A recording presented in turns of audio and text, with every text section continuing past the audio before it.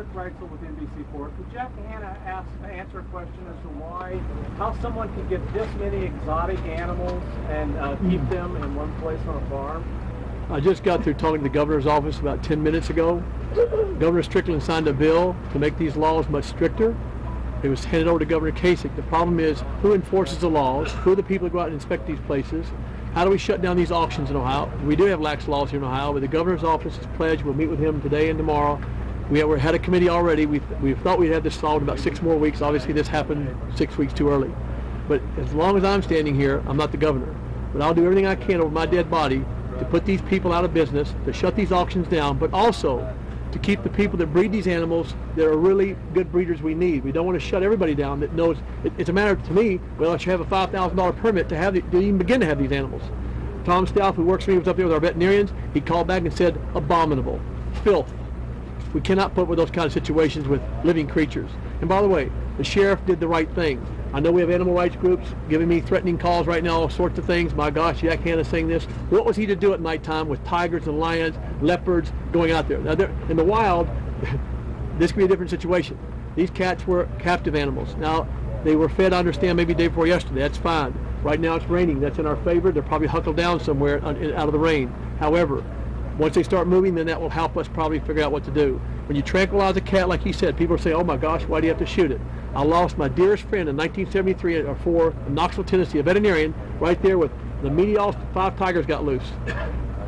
He tried to tranquilize one of them. The tiger jumped 18 feet, one leap, had him on the ground, that was it. The veterinarian lost his life. So there's not, you have to make decisions, everybody, on a split-second time. You can't have a child at a bus stop and these kids start running. The one thing I advise people to do, if you see these animals, you do not run. The tiger doesn't know you're a human being, or the leopard. They think of you as something running to catch. And so you stand there, you yell, 90% of the time, as he'll tell you, they'll leave, all right? So if you have that happen, call the sheriff or the office and we'll come out there with a tranquilizer, do everything we can. We're trying to do it today. We can't do it if the tiger, he said, had that kind of reaction to the tranquilizer. It's a terrible thing. This is like, to me, this is like, I went to school at Muskingum. This is like not just a nightmare, it's like Noah's Ark, like wrecking right here in Zanesville, Ohio. I'm trying to try and describe this thing in my own mind. The sheriff's having a hard time, so am I. But Noah's Ark filled with tigers and lions and all leopards and a few monkeys or whatever, and it crashes here, and all of a sudden they're out there. You see, I don't know how to describe it any worse than that. Yes. I know you talked about preliminary reports indicate that he took his own life.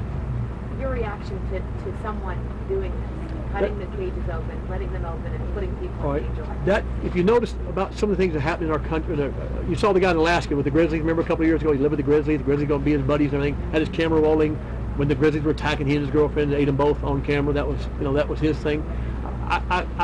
It may sound like this is you couldn't create this kind of a picture, a motion picture, this whole situation.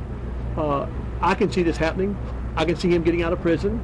I think his wife might have left. I don't know that for sure. I'm telling you hearsay right now. I can see all this building up on him. All of a sudden the pressures of getting out of prison, all these animals not being cared for. Him saying, I'm letting them all go. I'm going to cut all the wires, get them all out of here, let them go free, and I'm going to take my own life. I can see that happening. From knowing kind of what I know about the animal world, the guy just was depressed. He loved the animals that much probably. That's why I think right now we're in the process of, you saw somebody asked about the dozer going by, Sheriff. We decided maybe to bury the animals up there on the property. So, somebody said, what are we going to do with them? I know you all in the media, so am I, right? But the last thing I want anybody to see is what had to happen here. There's no use for people to see that. What happened, happened. It's over now. Not quite over, but hopefully we can get some of these animals to the Columbus Zoo in the wilds and take care of them. We have calls from all over the country right now wanting to place these animals. All over the United States are calling us. So that's not the problem. And maybe, the wife is coming back. Maybe we can sit down with them and discuss all this. But right now we have a serious situation on our hands. Knowing wild animals like I do with my staff, we have to do everything we can, as the sheriff said, to try to locate these animals. We don't have correct numbers, but we know there's some out there, and that's all we can do. Jack, is there any time where these animals are caged, they become domesticated, or are they just wild animals that are in a cage? No. Some people, Gunther Gabriel Williams said it very well, the famous trainer with the New England Brothers Circus. You can usually train a wild animal, you can never tame a wild animal. And that's kind of something you go by. And I say that because I had a serious accident happen to me in 1972. I don't share this. I shared with a couple of you this morning. Where I had African lions. I raised lions and tigers for zoos throughout Tennessee and other places back in 1972. I had a 3-year-old daughter and a 2-year-old, a 1-year-old daughter, and I had a friend come out with their 3-year-old son. I don't know what happened. I wasn't there. They crossed 2 fences. The young boy put his arm through the cage. The line took the arm off at the shoulder. I had to go and pick up that little arm. It was only pulled off by the chain link. The power of these animals is tremendous. I've seen a tiger take down a 2,000-pound water buffalo in less than 10 seconds. Now, these are wild tigers, right? These aren't captive wild tigers. Your answer to your question is, yes, are we dealing with a different animal? Sure we are. They're in a captive environment all their lives. That doesn't mean they're not dangerous. And that's why the sheriff is doing everything he can right now. We can locate these animals as quickly as possible before they're going to start searching for food or whatever it might be. What animals are still alive that you could possibly transfer to the